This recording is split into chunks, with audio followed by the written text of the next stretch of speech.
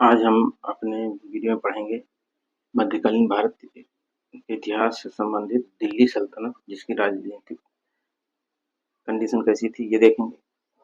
और अब हम इसमें पढ़ेंगे सबसे पहले गुलाम वंश।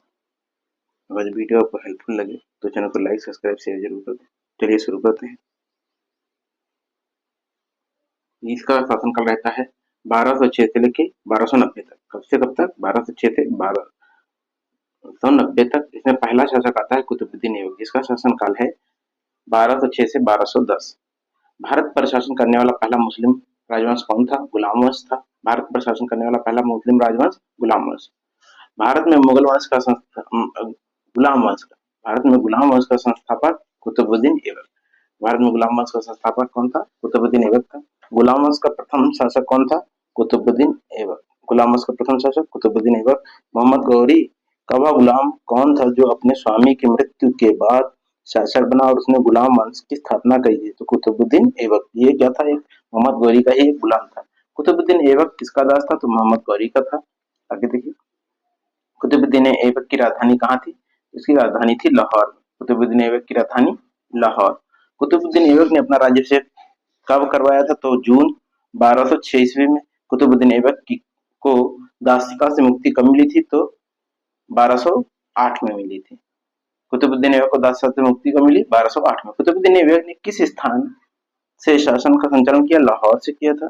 कुतुबुद्दीन ऐबक ने किस स्थान से शासन का संचालन किया? तो लाहौर से किया।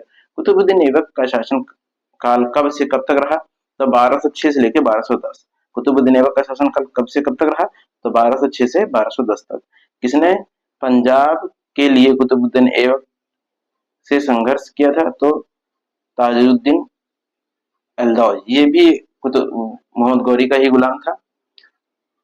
एल्दौज, कुवाचा, ऐबक ये मोहम्मद गौरी के ही गुलाम थे और इनमें आपस में संघर्ष भी हुआ। लेकिन ऐबक जो है भारत पर शासन करने के लिए सबसे सही रहा, क्योंकि इसने अपने प्रतिद्वंदियों को पीछे कर दिया और इसको मोहम्मद गौरी ने भी अपना प्रतिनिधि नियुक्त किया था। तो कुतुबुद्दीन ऐबक को द्वारा पराजित होने वाला बुंदेलखंड का शासक कौन था? तो परमिर देव था। कुतुबुद्दीन ऐबक द्वारा पराजित बुंदेलखंड का शासक कौन था? तो परमारदिक देव।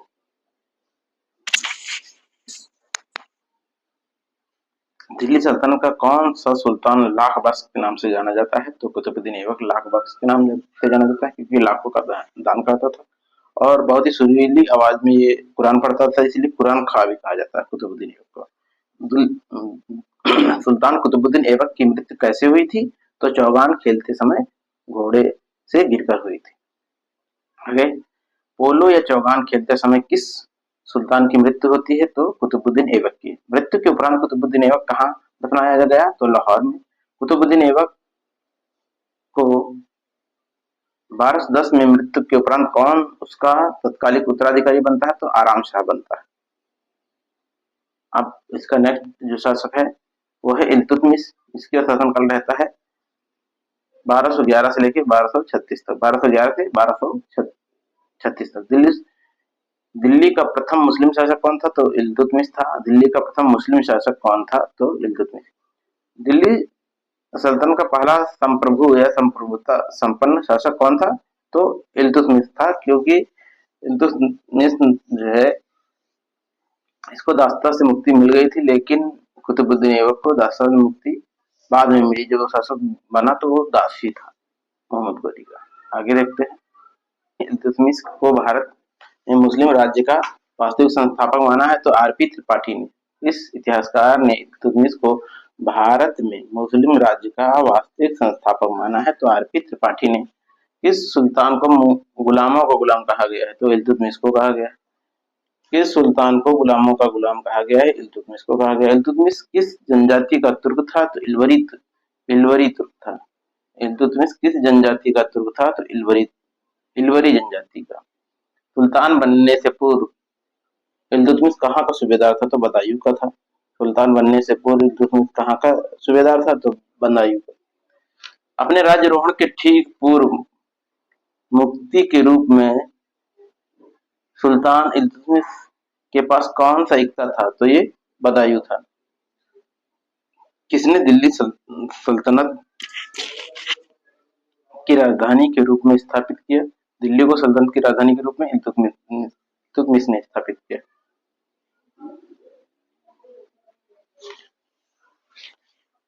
आगे देखिए, इल्तुतमिश को गौरी ने दास्ता से कब मुक्त किया था? तो 1205 से 1206 ईस्वी में खच्चरों के विद्रोह के समय।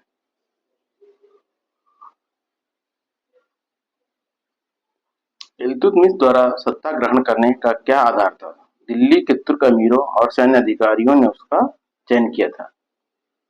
दिल्ली के तुर्क अमीरों व सैन्य अधिकारियों ने उसका चयन किया था। कौन सा सुल्तान रात्रि में अपना अधिकांश समय प्रार्थना और चिंतन में व्यतीत करता था? तो इल्तुतमिश था। निजामुद्दीन जैनुद्दीन किसका वजीर था? तो इल्तुतमिश का था। इल्तुतमिश ने बिहार में अपना प्रथम सूबेदार किसे नियुक्त किया था? तो मलिक जानी को। किस व्यक्ति ने इल्तुतमिश को एक ऐसा संदेश भेजा था जिसमें मंगोलों के खिलाफ गठबंधन की मांग की थी? तो जलालुद्दीन मंगवर्नी ने। 1221 ईस्वी में जलालुद्दीन मंगवर्नी जब भारत की उत्तर पश्चिमी सीमा पर आ धमका और सिंधु नदी तक पहुंच गया तो वह कौन था? तो ये खारिज के शाह का पुत्र था। खारिज के शाह का पुत्र था मंगवर्नी। किसका पीछा करते हुए चंगेज खां सिंध नदी के तट पर पहुंच गया था? तो ये पहुंचा था जलालुद्दीन मंगवर्नी का पीछा करते हुए। अपने विख्यात नेता चंगेज खां के नेतृत्व में मंगोल प्रथम बार किस वर्ष सिंधु नदी के किनारे संगठित हुए थे? तो 1221 ईस्वी में। कब एकत्रित होते हैं? ये 1221 में। मंगोल आक्रमणकारी चंगेज खां भारत की उत्तर पश्चिम सीमा पर किसके काल में आया था? तो इल्तुतमिश के शासन काल में आया था। चंगेज खां के अधीन मंगोलों ने किसके समय भारत पर आक्रमण किया था? तो इल्तुतमिश के शासनकाल में। चंगेज खां का मूल नाम क्या था? तेमुचिन। किस दिल्ली के सुल्तान के दरबार में चंगेज खां ने अपना राजदूत भेजा था? तो इल्तुतमिश के। खलीफा का मान्यता प्राप्त करने वाला दिल्ली का प्रथम सुल्तान कौन था? तो ये था इल्तुतमिश। किस वर्ष बगदाद के खलीफा का दूत इल्तुतमिश के पदाभिषेक वाले एक अनौपचारिक पत्र के साथ दिल्ली पहुंचा था? तो 1229 में। इस्लाम की राजधानी से भेजे गए वस्त्र, आभूषण, उपहार को सुल्तान और उसके पुत्र और अमीरों आदि ने ग्रहण किया। यह किसके कथन के लिए है? तो इल्तुतमिश के लिए। इस्लाम की राजधानी किस स्थल को कहा जाता था? तो बगदाद को कहा जाता था। किस सुल्तान ने खलीफा से खिलअत प्राप्त करी थी? तो इल्तुतमिश ने करी थी। दिल्ली सल्तनत में सर्वप्रथम मंसूर के पद किसको मिला था? तो इल्तुतमिश को मिला था। इल्तुतमिश के विषय में सही कथन देख लीजिए क्या क्या है। इल्तुतमिश ने अपनी प्रभुता की मान्यता खलीफा से प्राप्त करी थी। ठीक है। इल्तुतमिश ने बंगाल के सुल्तान गयासुद्दीन को हराकर लखनौती पर अधिकार किया था। ये भी सही। दिल्ली सल्तनत में किसने सर्वप्रथम सुल्तान की पदवी धारण करी थी? तो इल्तुतमिश ने। दिल्ली सल्तनत का प्रथम वैधानिक सुल्तान कौन था? तो ये भी इल्तुतमिश ही था। आगे देखिए, किसने कहा कि भारत में मुस्लिम संप्रभुता का इतिहास वास्तव में इल्तुतमिश के शासनकाल से प्रारंभ होता है? तो राम प्रसाद त्रिपाठी। किसने कहा कि भारत में मुस्लिम संप्रभुता का इतिहास वास्तव में इल्तुतमिश के शासनकाल में आरंभ होता है? तो राम प्रसाद त्रिपाठी। सुल्तान ने फारसी राजतंत्री परंपरा को आत्मसात किया और उन्हें भारतीय परिवेश के अनुसार ढाला। आदाब उल सलातीन और मासिर उल सलातीन जैसी पुस्तकें। आदाब उल सलातीन और मासिर उल सलातीन जैसी पुस्तकें जिन्हें उसने अपने पुत्रों की शिक्षा के लिए बगदाद से मंगवाई थी, ईरानी राजतंत्र के सिद्धांतों के संबंध में थी, जिन्हें वह पूरी तरह से दिल्ली के अनुकरण के लिए ललायित था। यह कथन किसके सुल्तान के विषय में है? तो इल्तुतमिश के विषय में। आगे देखिए, भारत अब अरब नहीं, इसे दारुल इस्लाम में परिवर्तित करना व्यवहारिक रूप से संभव नहीं। ये भी इल्तुतमिश ने कहा था। दरअसल उसने दिल्ली को भारत में तुर्की साम्राज्य का न केवल राजनीतिक और प्रशासनिक केंद्र बनाया बल्कि अपनी सांस्कृतिक गतिविधियों का भी केंद्र बनाया था। यह उल्लेखनीय है कि दिल्ली गए सल्तनत काल में के साहित्य में कभी भी सिर्फ उसके नाम से उल्लेखित नहीं किया गया। इसे हजरत ए दिल्ली या राजसी दिल्ली या शहर कहा गया। यह सुल्तान कौन है? तो ये इल्तुतमिश है। आगे देखते हैं इल्तुतमिश के बारे में। इल्तुतमिश ने अपनी मृत्यु से पूर्व किसे अपना उत्तराधिकारी बनाया था? तो रजिया को बनाया था। रजिया को उत्तराधिकारी बनाने वाला शाही विज्ञप्ति की रचना इल्तुतमिश के लिए किसने करी थी? मिनहाज उस सिराज ने करी थी। के पश्चात दिल्ली सल्तनत की गद्दी पर कौन बैठा था? तो ये बैठा था कौन? ये बैठा था रुकनुद्दीन फिरोज शाह। शाह तुर्कान कौन थी? तो रुकनुद्दीन फिरोज शाह की माता थी। तो इसके अल्पकालिक शासन में इसकी माता का ही प्रभाव रहता है, शाह तुर्कान का। किस सुल्तान की माता विद्वानों और परिजनों को उपहार व दान देने के लिए प्रसिद्ध थी? तो रुकनुद्दीन फिरोज। मुगल वंश के सुल्तानों में कौन सा एक इल्तुतमिश की संतान नहीं था किंतु उसके वंश का अंतिम उत्तराधिकारी था? नासिरुद्दीन महमूद था। गुलाम वंश के सुल्तानों में कौन सा एक इल्तुतमिश की संतान नहीं था किंतु उसके वंश का अंतिम उत्तराधिकारी था? तो नासिरुद्दीन महमूद। रजिया ये 1236 से 1240 1236 से 1240 4 वर्ष का शासनकाल। मध्यकालीन भारत की प्रथम महिला शासिका कौन थी? तो ये रजिया सुल्तान थी। दिल्ली सल्तनत की गद्दी पर बैठने वाली मुस्लिम महिला।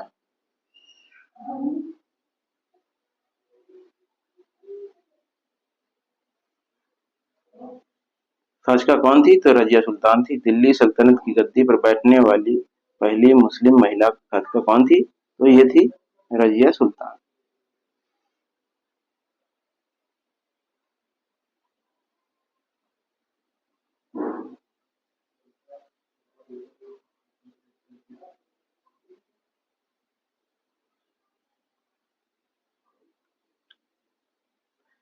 रजिया सुल्ताना किसकी उत्तराधिकारी थी? तो इल्तुतमिश की थी। दिल्ली सल्तनत की पहली महिला शासक रजिया सुल्तान किस राजवंश से संबंधित थी? तो ये गुलाम वंश से संबंधित थी। कुतुबुद्दीन ऐबक और रजिया किस राजवंश से संबंधित है? तो मामलुक गुलाम दास वंश राजवंश से। रजिया सुल्तान किस वर्ष शासिका बनी थी? तो 1236 में। आमिर ए हाजिब के पद पर रजिया ने किसे नियुक्त किया था? तो इख्तियारुद्दीन एतिगीन को। इख्तियारुद्दीन एतिगीन को नियुक्त किया था रजिया ने आमिर ए हाजिब के पद पर। एतिगीन को नियुक्त किया था। रजिया ने जमालुद्दीन याकूत को किस पद पर नियुक्त किया था? तो आमिर आफुर के पद। रजिया ने जमालुद्दीन याकूत को किस पद पर नियुक्त किया था? तो आमिर आफुर के पद पर। सुन्नी और शियाओं के मध्य सबसे अधिक सांप्रदायिक विवाद किसके काल में हुआ था? तो रजिया के काल में हुआ। सुन्नी और शियाओं के मध्य सबसे अधिक सांप्रदायिक विवाद किसके काल में हुआ था? तो रजिया के काल में होता है। रजिया बेगम को सत्ताच्युत करने में किसका हाथ था? तो तुर्कों का हाथ था। रजिया के विरोधी गुट का नेतृत्व कौन कर रहा था? तो निजामुल मुल्क जैनुद्दीन। निजामुल मुल्क जैनुद्दीन। रजिया सुल्तान कहाँ हारी और कहाँ पर उसकी हत्या की थी? तो कैथल में करी गई थी उसकी हत्या। आगे देखते हैं। रजिया की मृत्यु के बाद दिल्ली सल्तनत की गद्दी पर कौन बैठता? तो मुइजुद्दीन बहराम शाह। रजिया की पतन का कारण क्या था? उसका स्त्री होना। किस इतिहासकार ने रजिया की असफलता का कारण उसका स्त्री होना बताया? तो मिनहाज और सिराज ने बताया। अब आता है नेक्स्ट इसका शासक बलबन, जो प्रभावी शासक है। बाकी चिटपुट शासक जिसे बहराम शाह जैसे आते हैं लेकिन कोई इसका मतलब नहीं रहता। बलबन आता है, इसका शासनकाल रहता है लगभग 20 वर्ष, 1266 से लेकर 1286 तक। सुल्तान नसरुद्दीन महमूद की सेवा में रहने वाला आमिर जिसने बलबन की साजिशों से सर्वोच्च पद खो दिया, कौन था? तो इमा इमादुद्दीन इमादुद्दीन रेहान। इतिहासकार मिनहाज के अनुसार दिल्ली का आदर्श सुल्तान कौन था? तो नासिरुद्दीन महमूद था। बलबन की उलूग खां की उपाधि किसने दी थी? तो नासिरुद्दीन महमूद। मिनहाज के अनुसार दिल्ली का आदर्श सुल्तान नासिरुद्दीन महमूद था। बलबन के अनुसार उलूग खां की उपाधि नासिरुद्दीन महमूद। आगे देखते हैं। दिल्ली के सुल्तान बलबन का पूरा नाम क्या था? तो गयासुद्दीन बलबन था। बलबन अपने अपने को किसका राजवंश मानता था? तो अफरासियाब का। किसका राजवंश मानता था? अफरासियाब का। बलबन किस वंश का शासक था? तो मामलुक वंश का था। मामलुक वंश, गुलाम वंश, दास वंश, एक ही है ना। बलबन के जन्म तुर्कों के किस संप्रदाय में हुआ था? तो इलबरी तुर्क संप्रदाय में। वह मामलुक सुल्तान कौन था जो राजत्व के दैवी सिद्धांत को पक्षधर था? तो मोस्ट इंपोर्टेंट बलबन। वह प्रथम मुस्लिम शासक कौन था जिसने शासन के सिद्धांत थ्योरी ऑफ किंगशिप को राजाओं का ईश्वरीय अधिकार सिद्धांत थ्योरी ऑफ डिवाइन राइट के समान प्रतिपादित किया था? तो ये बलबन ने। अपनी शक्ति को समेकित करने के बाद बलबन ने कौन सी भव्य उपाधि धारण करी थी? तो जिल्ले इलाही। कौन सुल्तान स्वयं को नायाब एक खुदाई कहता था? तो बलबन कहता था। बलबन के सार्वभौमिकता और राज्य की नीति को जानने के मूल स्रोत कौन है? तो बरनी तारीख फिरोज शाही। बलबन के सार्वभौमिकता और राज्य की नीति को जानने के मूल स्रोत कौन है? तो बरनी है तारीख फिरोज शाही। देखिए, इस सुल्तान ने गढ़मुक्तेश्वर की मस्जिद की दीवारों को अपने शिलालेखों में स्वयं को खलीफा का सहायक बताया है? तो बलबन ने बताया है। किस सुल्तान ने मुक्तेश्वर की मस्जिद की दीवारों पर अपने शिलालेखों में स्वयं को खलीफा का सहायक बताया? तो बलबन ने। दिल्ली के किस सुल्तान के विषय में कहा गया है कि उसने रक्त और लौह की नीति अपनाई थी? तो ये भी बलबन था। किस सुल्तान ने तुर्कान चहलगानी का दमन किया था? बलबन ने किया था। बनाया किसने था? इल्तुतमिश ने। बलबन के विषय में सही कथन, उसने शक्तिशाली कुलीन वर्ग का दमन किया, उसने अपने राज्य में मंगोलों को सुरक्षित किया, अपने राज्य को, उसने बंगाल में विद्रोह का दमन किया। बलबन ने अपने शासन की शक्तिशाली बनाया और सारी सत्ता अपने हाथों में केंद्रित कर ली। वह उत्तर पश्चिम सीमा को मंगोल आक्रमण से सुरक्षित करना चाहता था। बलबन के राजत्व सिद्धांत के संदर्भ में कथन देखिए क्या क्या है। बलबन ने राजत्व सिद्धांत परिभाषित किया था। वह ताज की प्रतिष्ठा में वृद्धि करना चाहता था। बलबन के राजत्व सिद्धांत लौ और रक्त की नीति पर आधारित था। दिल्ली का वह प्रथम सुल्तान कौन था जिसने दरबार में गैर इस्लामी प्रथाओं का प्रचलन करवाया था? तो बलबन ने। वह इलबरी शासक कौन था जिसने दिल्ली सल्तनत में सिजदा, पबोस और नवरोज प्रारंभ करवाए थे? तो बलबन ने करवाए थे। ईरानी त्योहार नवरोज के प्रचलन किस सुल्तान ने प्रारंभ किया था? तो बलबन ने किया था। ईरानी त्योहार नवरोज किसने प्रारंभ किया? बलबन ने।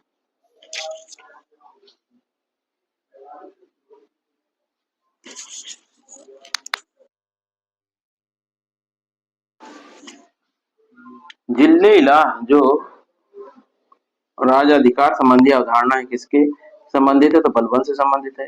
क्लासिकल संस्कृत भाषा के दिल्ली स्थित दीर्घ पालम बावली अभिलेख में स्वभावतः दावा किया गया है कि राजा के सुशासन के कारण भगवान विष्णु समस्त चिंताओं को त्याग कर क्षीर सागर में शांतिपूर्वक शयनरत हैं।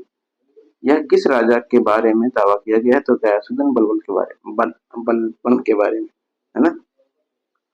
वह सुल्तान कौन था जिसने पूरा एक वर्ष मेवातियों के दमन और दिल्ली के निकटवर्ती जंगल कटवाने में समर्पित कर दिया था? तो बलबन ने किया था।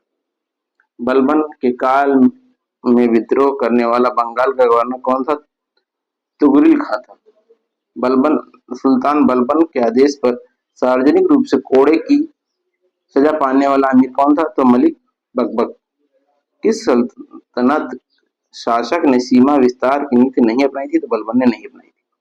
बलबन के द्वारा विजय के स्थान पर सुदृढ़ीकरण की नीति अपनाने के निम्न कारण थे। कौन कौन से थे? चलिए देखते हैं। विदेशी आक्रमण का भय रहता था, आंतरिक विद्रोह, भारतीय शासकों की तुर्की शासन को उखाड़ फेंकने की इच्छा। बलबन को निम्नलिखित बातों को श्रेय दिया जाता है। दिल्ली सल्तनत को सुदृढ़ किया, चालीसा के मंडल का नष्ट किया, सुल्तान के पद की गरिमा स्थापित करी। सुल्तान बलबन ने अपने दरबार का गठन किस पद्धति के आधार पर किया था? तो फारसी पद्धति के आधार पर। बलबन ने राजत्व का सिद्धांत कहाँ से ग्रहण किया था? तो ससानी पारसिया से।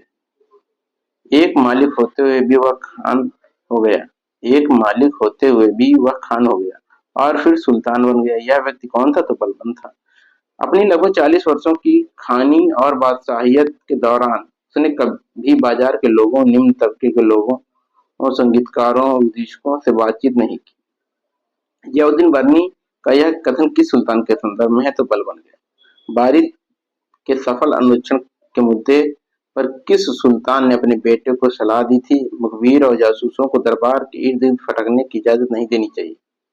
शासक से उसकी आज्ञाकारी और विश्वासपात मित्रों में भय पैदा करती है और राजा में उनके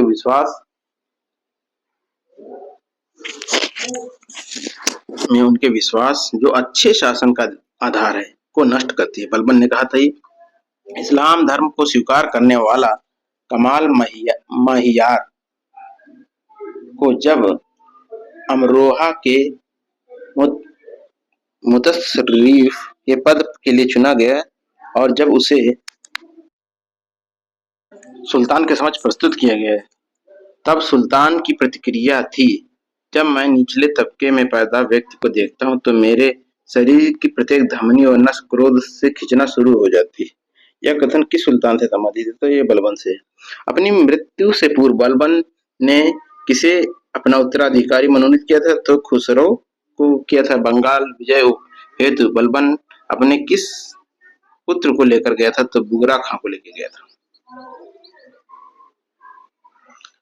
अब देखिए ममलुक वंश 1206 से लेकर 1290 तक, कुतुबुद्दीन ऐबक 1206 से 1210 ये कुतुबी वंश कहा जाता है। आराम शाह 1210 से 1211। अब शमसी वंश इल्तुतमिश 1211 से 1236, 1211 से 1236 इल्तुतमिश रुकनुद्दीन फिरोज शाह ये 1236 में। फिर रजिया आ जाती है 1236 से 1240, रजिया 1236 से 1240। फिर मुइजुद्दीन बहराम शाह ये 1240 से 1242। अलाउद्दीन महसूद शाह ये 1242 से 1246। नासिरुद्दीन महमूद ये 1246 से 1266। तो बहराम शाह आता है पहले 1240 से 1242, फिर मसूद शाह आता है, मसूद शाह ये 1242 से 1246। फिर महमूद आता है नासिरुद्दीन महमूद 1246 से 1266। फिर आता है बलबनी वंश जिसे गयासुद्दीन बलबन 1266 से 1286। कैकुबाद व क्यूमर्स 1287 से 1290। गयासुद्दीन बलबन 1266 से 86 और कैकुबाद और क्यूमर्स 1287 से 90। अब हम अपने नेक्स्ट वीडियो में पढ़ेंगे खिलजी वंश। ये वीडियो कि हमारी विभिन्न परीक्षाओं के लिए, वनडे एग्जाम के लिए और विशेषकर टीजीटी, पीजीटी हिस्ट्री के लिए मोस्ट इम्पोर्टेंट है।